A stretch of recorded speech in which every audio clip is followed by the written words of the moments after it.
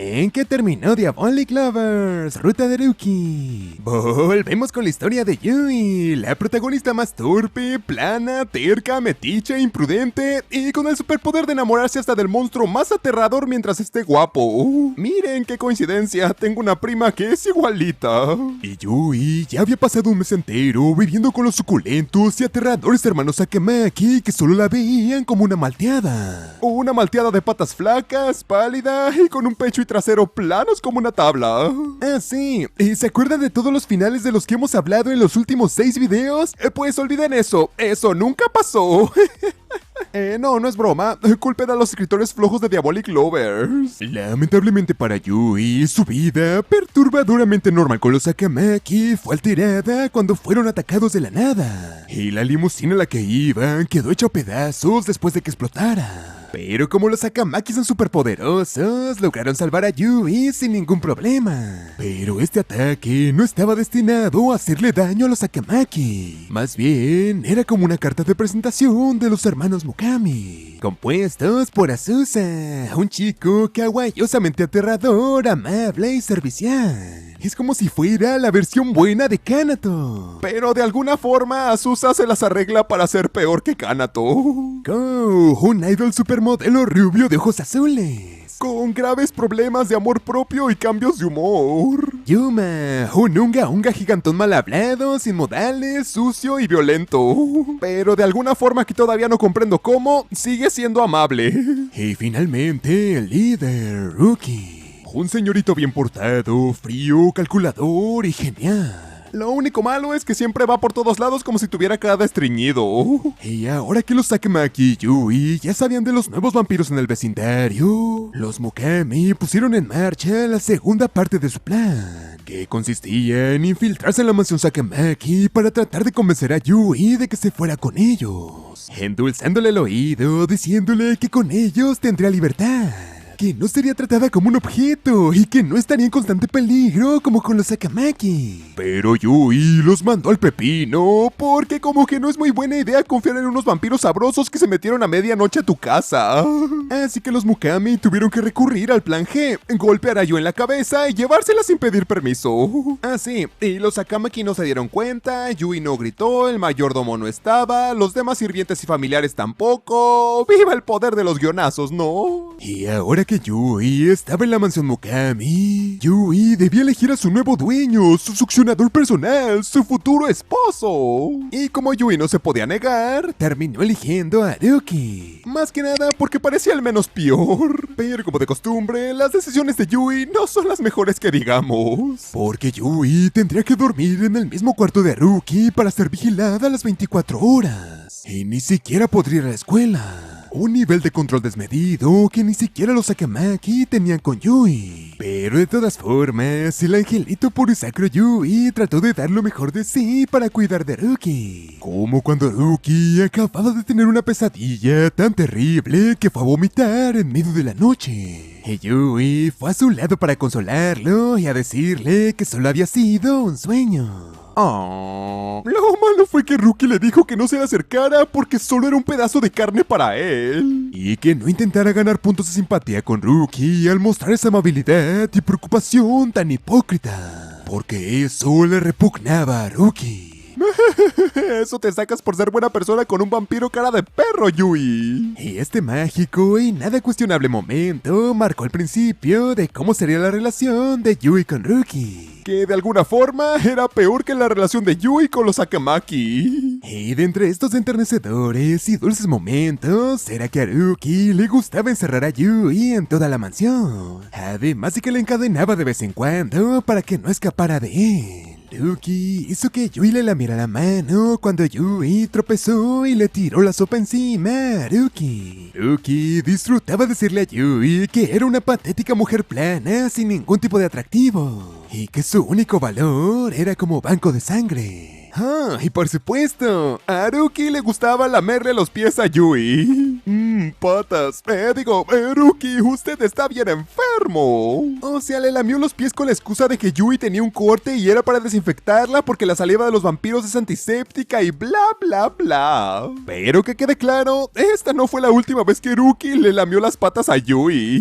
¡Viejo puerco! Sin embargo, detrás de los insultos, el maltrato, las chupadas de sangre y las lamidas de patas, Yui comenzó a notar un par de cosas interesantes acerca de Haruki. Como que los hermanos Mokami sí se trataban como hermanos que se querían y que trabajaban juntos para mantener la mansión en orden y armonía. No como los Akamaki, que le cargaban todas las labores del hogar a mi precioso Reiji. Y aún más importante, era que detrás del complejo de superioridad y las palabras hirientes de Haruki parecía sufrir profundamente. Pero Yui no sabía cómo romper el duro cascarón de Haruki para averiguar la verdad.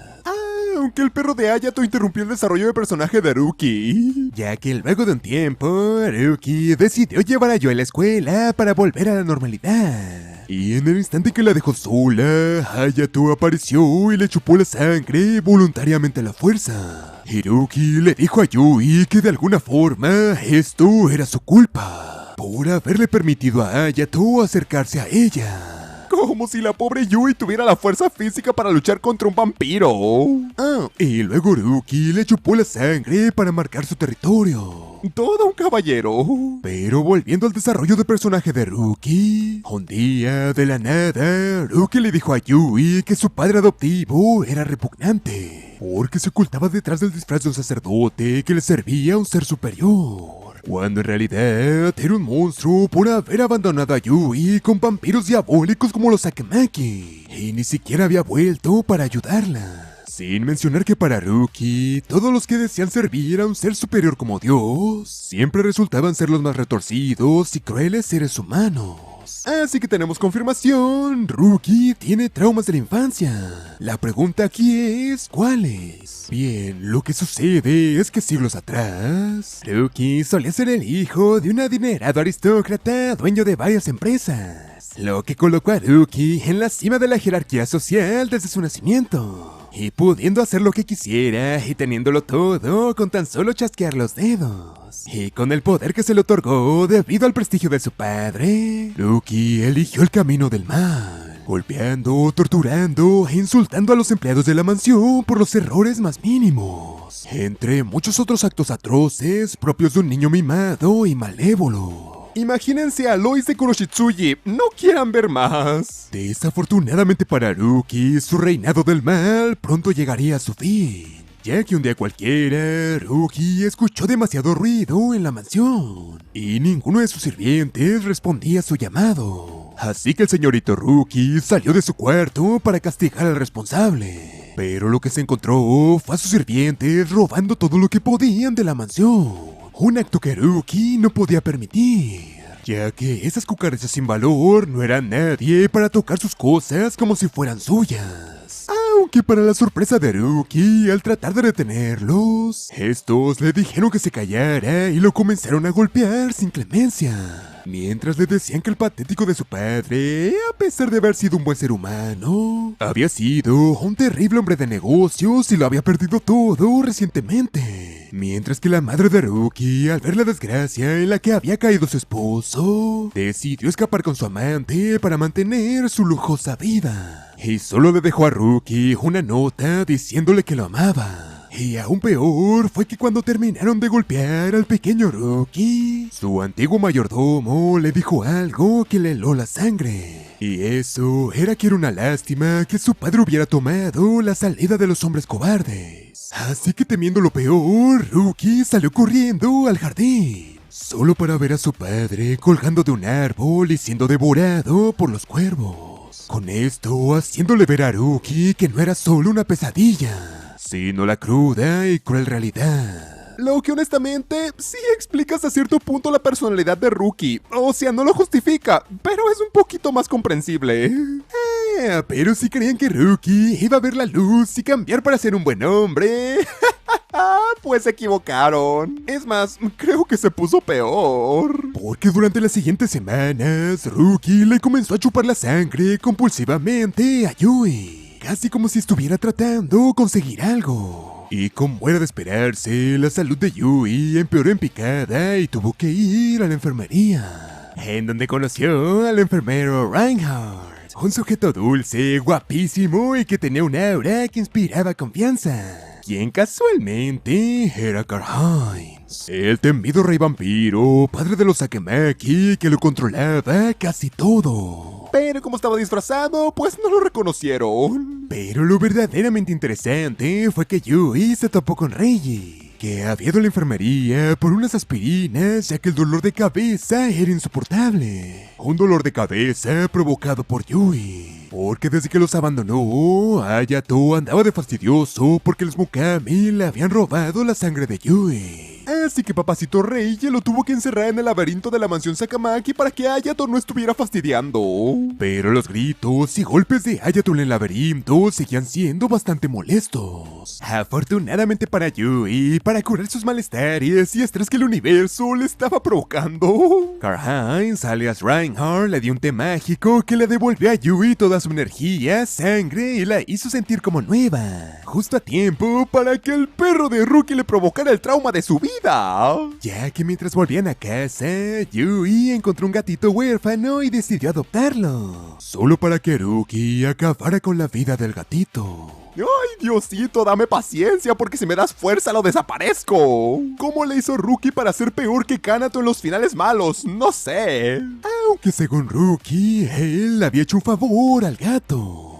¿Eso crees, Ruki? Pues ven, déjate, hacemos el mismo favor. Ya que según la retorcida lógica de Ruki, al haberlo encerrado en su cuarto, Yui le había robado la libertad al gato. Y vivir sin libertad era peor que la muerte. Así que Ruki solo hizo lo que a él le hubiera gustado que le hicieran si le robaban su libertad. Por lo que, obviamente, Ruki tiene todavía más traumas de la infancia. Algo que fue confirmado por Azusa, quien le dijo a Yui que todos los Mukami no eran hermanos de verdad. Más bien se protegían como hermanos debido a las cosas horribles que tuvieron que vivir en el orfanato. Y en el caso de Ruki, luego de que su familia cayera en desgracia y él se volviera un vagabundo, el orfanato del pueblo lo capturó casi al instante, ya que los niños de la calle eran un estorbo y ensuciaban la belleza de la ciudad. Y en el orfanato, al ver sus lindas ropas, los demás niños se dieron cuenta de que Ruki venía de una familia adinerada y lo despreciaban por eso. Así que día tras día, Ruki recibía golpizas e insultos sin fin, tanto de los demás niños como de los empleados del orfanato, quienes mostraban una crueldad sin medida en contra de Ruki y los demás niños del orfanato. Pero lo extraño de todo esto era que Ruki no peleaba. Solo se quedaba quieto, esperando que la muerte viniera por él y terminara su sufrimiento. Aunque con el tiempo, Ruki se dio cuenta de que esto no iba a suceder. Así que en lugar de desear la muerte, Ruki tomó la decisión de destruir a todos los que lo rodeaban. Y de esta forma, vengarse del mundo por arrebatarle todo lo que alguna vez fue suyo. Pero para este plan necesitaba ayuda. Y esa ayuda vino en forma de Kou, Yuma y Azusa, todos con problemas y resentimientos tan grandes como los de Ruki. Así que con su nuevo grupo formado, todos idearon un plan para escapar del orfanato y vengarse del mundo. Un plan que fracasó miserablemente. Y como castigo, el encargado del orfanato los marcó a todos, para mostrarles que su vida valía menos que la del ganado. Y después los dejó a su suerte en un calabozo oscuro y sucio. Pero antes de que la muerte viniera por ellos, llegó algo más, algo peor. Ni más ni menos que el rey vampiro Karl-Heinz, a ofrecerles una segunda oportunidad como vampiros. Lo que por fin les daría el poder para vengarse del mundo por la forma en la que los trató. Pero a cambio, los Mukami tendrían que seguir el plan maestro de Karl-Heinz, el plan manzana de Adán. Ya que desde el momento en el que su esposa Cordelia había muerto, Karl-Heinz sabía que su corazón había sido trasplantado al cuerpo de Yui, lo que explicaba que la sangre de Yui fuera tan deliciosa para los vampiros. porque en realidad era la sangre de Cordelia, la hija del rey demonio. Y si algún vampiro lograba enamorarse genuinamente de Yui y hacía que Yui se enamorara de él, ambos podrían procrear a una nueva raza superior que combinaría la fuerza de humanos, vampiros y demonios. Y este nuevo híbrido se podría apoderar de todo el mundo humano, vampírico y demoníaco. Y esta era la razón por la que Ruki intentaba no involucrarse demasiado con Yui, ya que Ruki solo seguía los planes de Karl-Heinz para agradecerle el haberlo salvado en el orfanato, y no deseaba dañar a Yui. Pero a pesar de todos los esfuerzos de Ruki, los Mukami se habían dado cuenta de que Ruki no podría enamorar a Yui para que se convirtieran en los nuevos Adán y Eva, y así crear una forma de vida superior. Pero Ruki no estaba listo para aceptar que no era el elegido y decepcionar a Karl-Heinz, la única persona que le había extendido la mano para ayudarlo. Así que Ruki decidió encerrar a Yui en el laberinto subterráneo de la mansión Mukami, para así poder beber su sangre todo lo que quisiera, ya que tal vez con el poder de la sangre de Yui, Ruki se podría convertir en su Adán. ¡Auxilio! Un plan que claramente no iba a funcionar y solo terminaría acabando con la vida de Yui. Así que la misma Yui, al ver que la desesperación de Ruki por retribuir la gentileza de Karl-Heinz los estaba destruyendo a todos, incluyendo al mismo Ruki, le dijo que volvieran a la vida que tenían antes, para que ambos pudieran descansar de tanto sufrimiento. Así que aceptando que no era el elegido y que solo le estaba causando daño a Yui, Ruki aceptó devolverle la libertad a Yui, solo para que inmediatamente el superhéroe príncipe Tsundere Hayato llegara de las sombras para rescatar a Yui de las garras de Ruki, quemando la mansión Mukami con Ruki dentro de ella para que dejara de ser una molestia. Y aunque Yui trató de volver para salvar a Ruki, el propio Ruki la alejó de él para que se fuera con Hayato, casi como si Ruki le estuviera diciendo a Yui que él no valía la pena. Y así, Yui volvió a su vida perturbadoramente normal al lado de los Akamaki. Pero sin importar cuánto lo intentara, Yui no podía dejar de pensar en Ruki, y en cómo hasta el final Ruki se preocupó por ella, a pesar de estar bajo el control del malévolo Karl-Heinz. Recuerdos que solamente fueron reforzados por Reinhardt Karl-Heinz, que en una casual visita le hizo ver a Yui que la razón por la que se preocupaba por Ruki era porque estaba enamorada de él. Sentimientos que solo fueron confirmados cuando Ruki fue a visitar a Yui una última vez, para explicarle por qué se había comportado de la manera que lo había hecho y a disculparse con Yui por haberla tratado tan mal y por hacerle perder su tiempo. Y le deseó que se enamorara de alguno de los vampiros Akamaki, ya que ellos, al ser vampiros pura sangre, sí podrían convertirse en Adán y ella en su Eva. Y así, Ruki desapareció en las sombras, dejando a Yui con un nudo en la garganta.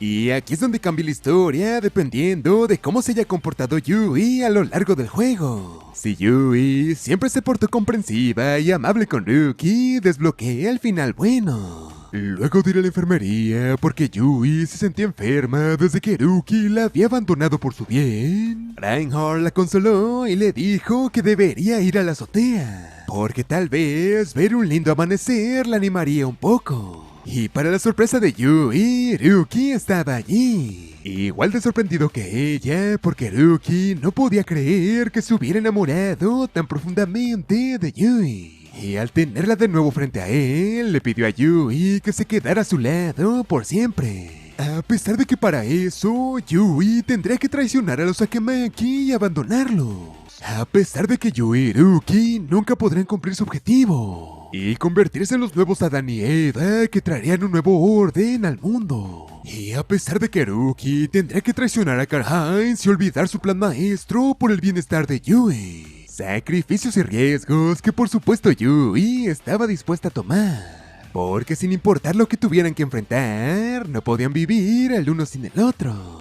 ¡Oh, qué empalagoso! Pero no me olvido del gato, Ruki, pobre gato.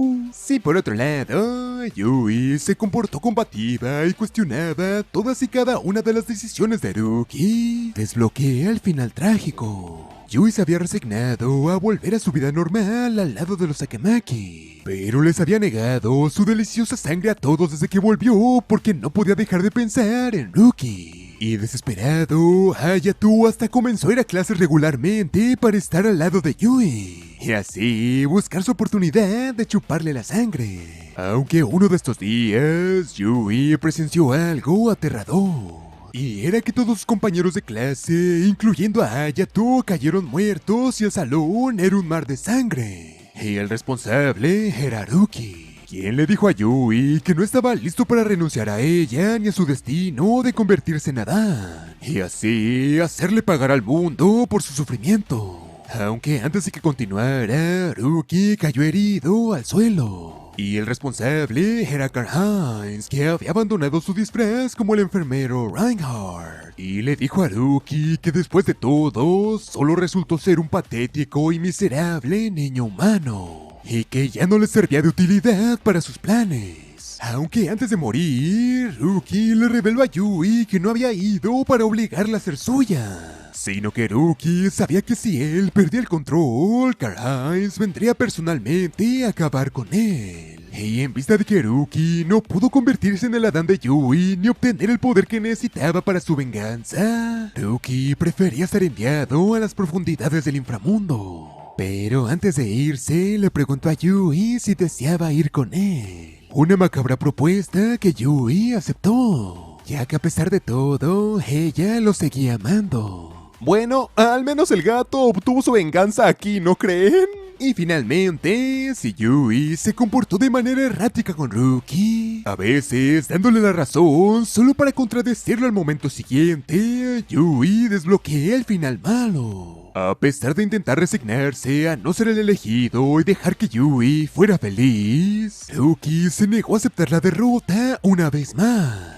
Aunque como ahora sabía que no podría convertirse en el Adán de Yui y así obtener poder inimaginable, Ruki había decidido destruirlo todo con sus propias manos. A los hermanos Sakamaki, porque los envidiaba ya que ellos sí podrían convertirse en el Adán de Yui. El plan de Karl-Heinz en venganza con Karl-Heinz por haberle llenado la cabeza de sueños e ilusiones. Y finalmente a Yui, porque sin ella Karl-Heinz no podría continuar con sus experimentos. Pero en lugar de acabar con la vida de Yui como lo había hecho con los hermanos Sakamaki, Ruki tenía algo mucho mejor en mente. Y eso era encerrar a Yui por el resto de su vida, para que comprendiera el dolor por el que Ruki tuvo que pasar y supiera que perder la libertad era peor que la muerte. Y así pasaron los meses y tanto Ruki como Yui perdían la cordura lentamente. Aunque sin que Ruki se diera cuenta, Karl-Heinz lo observaba a la distancia, pensando que estaba terriblemente decepcionado de Ruki por perder la razón tan fácilmente. Pero después de todo, era un simple humano. Y para acabar con esto, Karl-Heinz incineró la mansión con Ruki y Yui dentro. Y así terminar el experimento como un fracaso. Karl-Heinz, usted es diabólico. Postdata, seguimos sin perdonar a Ruki por lo del gato, pero como que ya lo comprendemos un poquito mejor. Chao.